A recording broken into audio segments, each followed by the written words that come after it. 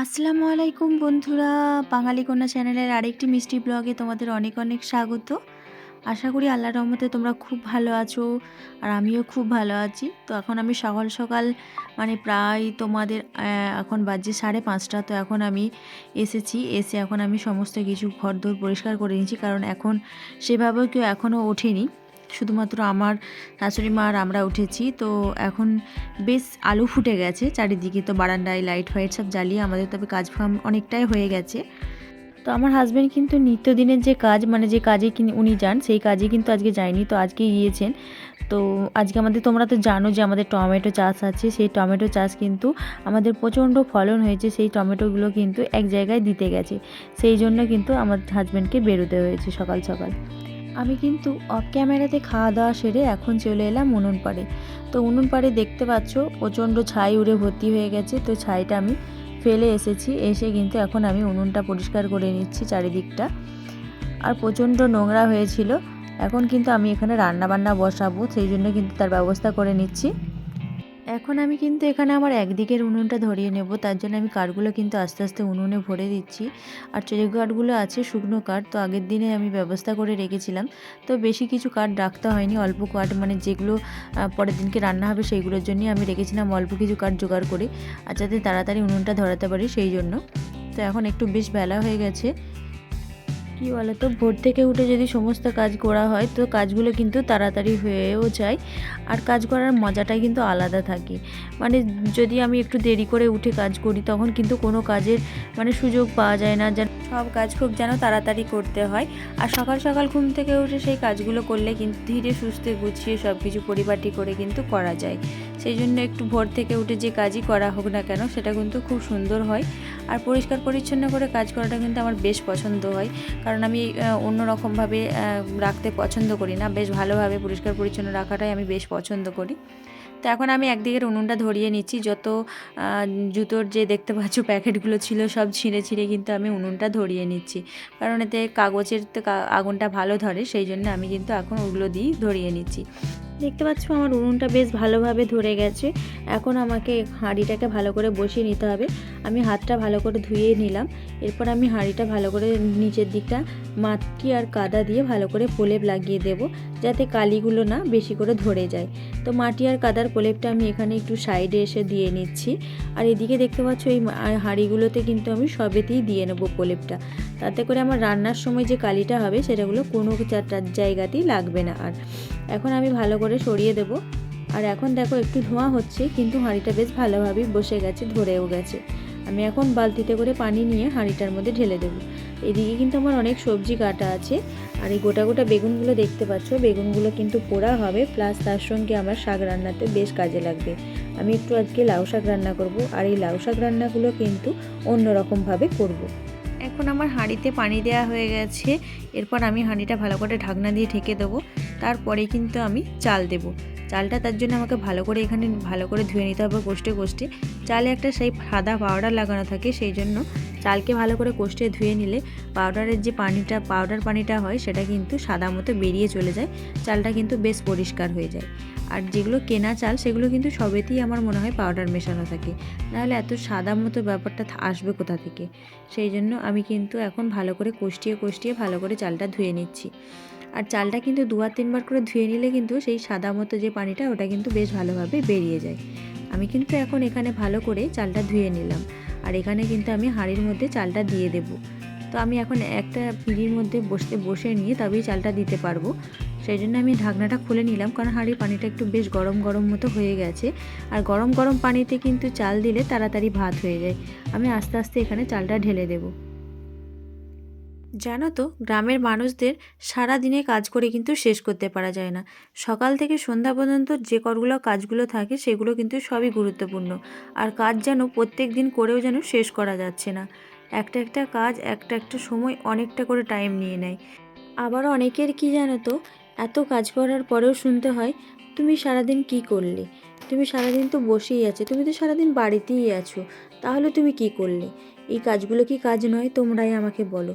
সারাদিন যে এত পরিশ্রম করে সকলের জন্য রান্না বান্না, বাড়ির সংসারের সমস্ত কাজ গুছিয়ে রাখা, তারপরে বাড়ি ঘরদোর পরিষ্কার রাখা, সকলের সামনে সব কিছু খাবার দাবার তুলে দেওয়া, সেগুলো আবার নতুন করে রান্না করা, হাঁড়ি বাসন কোসন ধোয়া, এগুলো কি কাজের মধ্যে পড়ে না?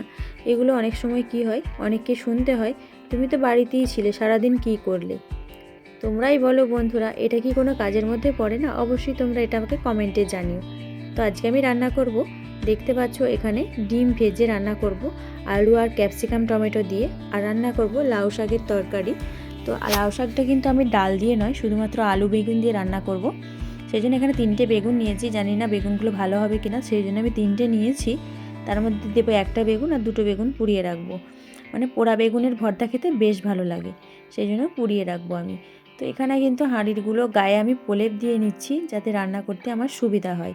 রান্নার পর ধোয়াটা বেশি কষ্ট হয়, কারণ ধোয়ার সময় যদি এই হাঁড়ির প্রলেপগুলো যদি বসে যায় হাঁড়ির নিচে, তো সেগুলো তুলতে বেশ কষ্ট হয়। সেই জন্য বেশ একটু আলগা করে দিলে কিন্তু প্রলেপগুলো ভালোভাবে পড়ে যায়, আর তোলার সময় কিন্তু আলগা করে তুলে নিলেই হয়ে যায়। তো এখন আমি এখানে রান্না করব, তার জন্য আমি এখানে সমস্ত সরঞ্জামগুলো জোগাড় করে নিচ্ছি। এদিকে কিন্তু আমার এক পাকাটা বেশ ভালোভাবে ধরে গেছে, ভালোভাবে জ্বলছে, এদিকে কিন্তু আমার ভাত হচ্ছে। আর দেখতে পাচ্ছ হাঁড়ির গায়ে কতটা কালি আছে। এই কালিটা যদি এমনি সময় রাখা হয় তাহলে কিন্তু হাঁড়ি থেকে কালিটা উঠবে না, আর কষ্ট হবে কিন্তু তুলতে। সেই জন্য আমরা এইভাবে প্রলেপ দিয়ে তবেই রান্না করি। আর এখানে কিন্তু আমরা রান্না করার সময়, তোমরা জানো আমাদের গ্রামের মানুষের কাঠকুটো দিয়ে কিন্তু রান্না হয়ে যায়, সেই জন্য আমরা কাঠকুটো দিয়েই রান্না করে থাকি। আমাদের কিন্তু এটাই মডিউলার কিচেন। তো আমাদের এই মডিউলার কিচেনটা আমাদের কেমন লাগলো অবশ্যই কমেন্টে জানিও। এখন আমি রান্নার জোগাড়গুলো ভালোভাবে করে নিচ্ছি, তার সঙ্গে এখানে কিন্তু দুধটাও মেপে নেব। দুধটা কিন্তু আমার উনুনে হবে না, দুধটা কিন্তু আমার গ্যাসে হবে, কারণ দুধের হাঁড়িটা কিন্তু আমার যখন খাবার সময় হয় তখন কিন্তু হাতে করে নিয়ে আমার যেখানে খাওয়া দাওয়ার ব্যবস্থা হয় সেখানেই যেতে হয়। সবাই বলেছে 10টার সময় ভাত খাবো, সেই জন্য আমি কিন্তু এখানে কিছু আলুকে, আমি নতুন আলু, সেই ছালগুলোকে আমি এইভাবে মোটির পিছনের দিক দিয়ে তুলে নিচ্ছি। এই আলুর ছালগুলোকে তুলে নিয়ে তবে কিন্তু আমি আলুটা সিদ্ধ করতে পারবো। আলু এখন তো নতুন, তাই আলুর ছাল তুলতে কিন্তু বেশিক্ষণ লাগে না, তাই একটু আলুর পিছনে, বটির পিছনের দিক দিয়ে আলুর ছালগুলোকে বেশ ভালো করে তোলা যায়। আর অল্প কিন্তু আলু সিদ্ধ করব, আমার 10টার জন্য আমি সিদ্ধ করব আলু, আর হবে বেগুন পোড়া হবে, বেগুন ভর্তা হবে, টমেটো ভর্তা হবে, টমেটো পোড়া হবে। এইগুলো কিন্তু আমার 10টার খাবার। তার সঙ্গে ভাত দিয়ে খাবে, কেউ মুড়ি দিয়ে খাবে, কোনো অসুবিধা হবে না। আর আমাদের দুপুরের তরকারি তো তোমাদের সঙ্গে শেয়ার করলাম। প্রত্যেক দিনই যে মাংস মাছ দিয়ে খেতে হবে তার কোনো মানে নেই, যেমন করে হোক দুবেলা দুমুঠো হয়ে গেলেই, পেটটা ভরে গেলেই কিন্তু হবে। অভাবের সংসারে, দিন এনে দিন খাওয়ার সংসারে কিন্তু যাই হোক করে পেটটা ভরে গেলেই কিন্তু আমরা খুশি। পেট ভরার পরে আবার যেমন করে হোক সংসারের সমস্ত কাজ কাম করে আবার সকলের মুখে হাসি দেখে দিনের শুরু থেকে শেষ পর্যন্ত হেসে খেলে শেষ করতে পারলেই জীবনটা বেশ ভালো লাগে। একটা কথা কি বলো তো, আমার মনে হয় কারোর সাথে কোনোদিন খারাপ ব্যবহার না করাটাই ভালো, কারণ মৃত্যুর আগে যদি তার কাছে ক্ষমা চাওয়ার সুযোগটা আর না পাই, সেই জন্য কারোর সাথে খারাপ ব্যবহারটা না করাই ভালো। তোমরা কি বলো বন্ধুরা, অবশ্যই কমেন্টে জানিও। তো এখন আমি এখানে রান্নার ব্যবস্থা করেই ফেলেছি। এখন একদিকে আমি হাঁড়ি বসিয়ে নিয়েছি, আর একদিকের উনুনটা কিন্তু একটু বন্ধ হয়ে যাচ্ছিল, সেই জন্য আমি ভালো করে একটা লাঠি দিয়ে সেটাকে কিন্তু আমি আবার জ্বালিয়ে নিয়েছি। আর ওদিকে আমার ভাতটা কিন্তু ফুটে গেছে, দেখতে পাচ্ছ। আর এদিকে এটা কি বসালাম জানো? এটা হচ্ছে একটা অন্য ট্রিক্স, এটাও তোমরা কাজে লাগাতে পারো। এটা হচ্ছে একটা বাসনের, মানে বাসন ছিল, সেটার ভিতরটা কিন্তু ফুটো হয়ে গিয়েছিলো, সেটাকে আস্তে আস্তে কিন্তু আমরা কেটে ফেলেছি। বাসনের যে সাইডের এই কানাটা দেখতে পাচ্ছ, সাইডের এই উঁচু মতো জায়গাটা, এটা দিয়ে কিন্তু গ্যাসে বা উনুনে যখন বসানো হয়, যদি ছোট জিনিস হয় এটা দিয়ে বসালে কিন্তু সেই ছোট জিনিসও উনুনে বসে যায়।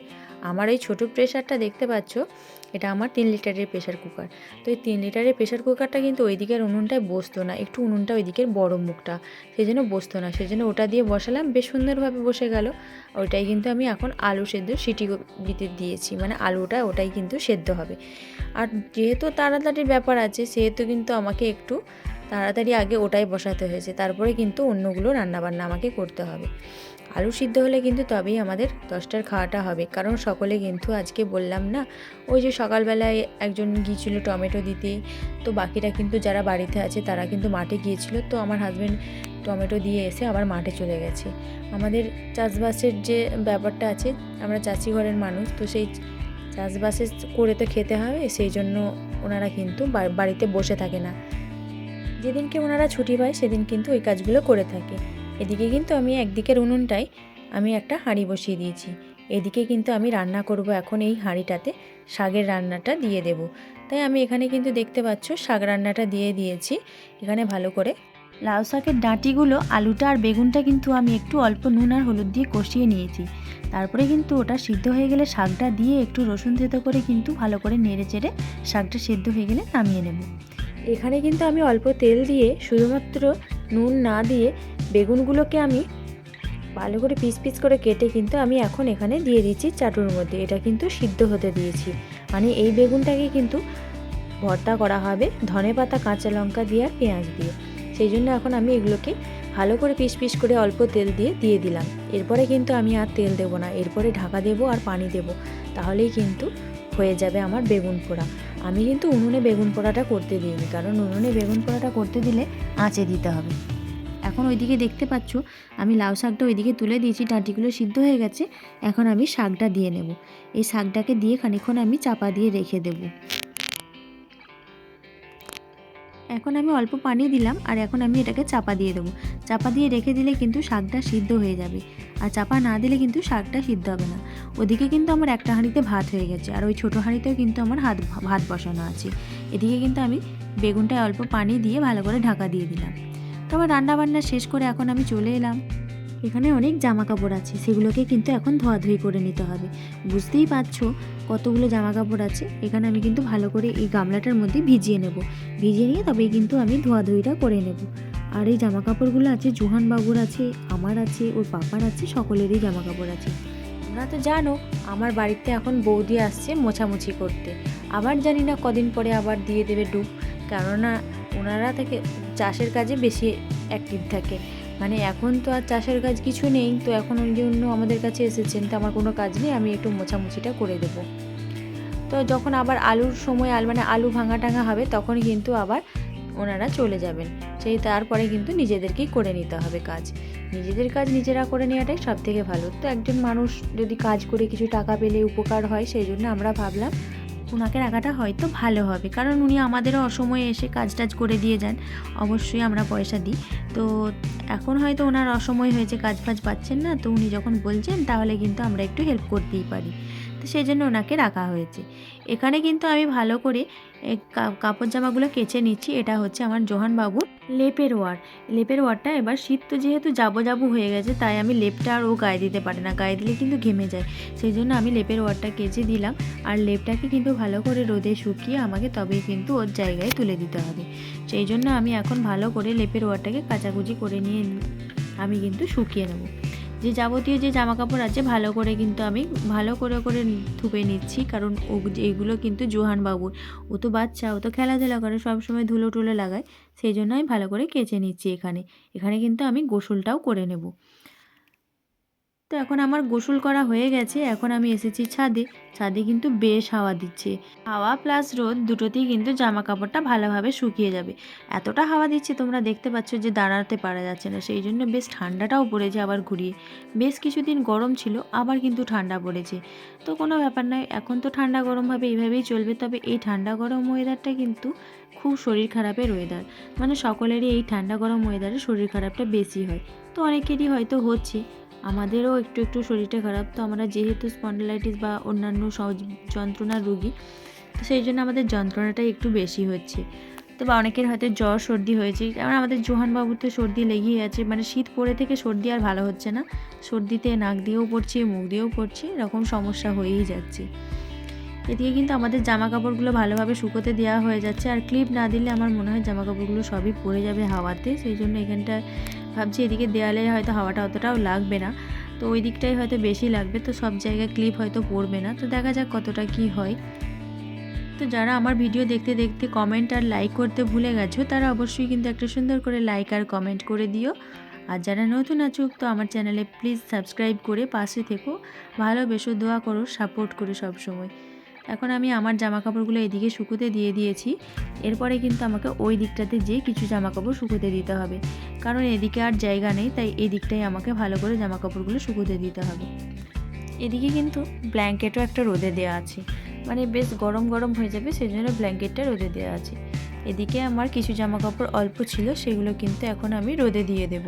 আর এদিকে হাওয়াটা এখন একটু বন্ধ আছে, হাওয়াটা একটু বন্ধ আছে বলে তাই তবুও বলা যায় না যখন তখন হয়তো হাওয়া দেবে, কারণ হাওয়া দিচ্ছে যখন হাওয়া দিতেই পারে, সেই জন্য এই দিকে জামা কাপড়গুলো আমি এখন ক্লিপ দিয়ে ভালো করে এঁটে দিচ্ছি। তোমাদের ওখানে কার কার এরকম ছাদে ক্লিপ দিয়ে জামা কাপড় রাখতে হয়, না হলে হাওয়ায় পড়ে যায়, অবশ্যই কমেন্টে কিন্তু জানিও। আর আমার ভিডিও তোমাদের কেমন লাগলো অবশ্যই সেটাও কিন্তু কমেন্টে জানিও, জানাতে কিন্তু ভুলো না। তোমাদের সাপোর্ট আর ভালোবাসা ছাড়া আমি কিন্তু আমার লক্ষ্যে পৌঁছাতে পারবো না। ছাদে কিন্তু আমার অনেক ধরনের গাছ আছে, এই গাছগুলো কিন্তু এক সময় সময় কিন্তু পানি দিতে হয়। এখন আর পানি দেওয়ার কথাটা অতটাও ভাবছি না, কারণ এখন পানি দেওয়ার আর সময় নেই। তো আমার জামা কাপড়গুলো এখানে বেশ ভালোভাবে শুকোতে দেওয়া হয়ে গেছে। আমার জোহানবাবুরও কিন্তু আমার সঙ্গে এসে বেশ ভালোভাবে কিন্তু রোদ খাওয়া হয়ে গেছে। মানে শীতের দিনে একটু গোসলের পর যদি রোদ না গায়ে মাখা হয় খুবই কিন্তু ঠান্ডা লাগে, ও কিন্তু এসে মস্তানি করছে, দেখতেই পাচ্ছ। তো আজকের মতো এই পর্যন্তই, পরবর্তী কোনো ব্লগে দেখা হবে। খোদা হাফেজ।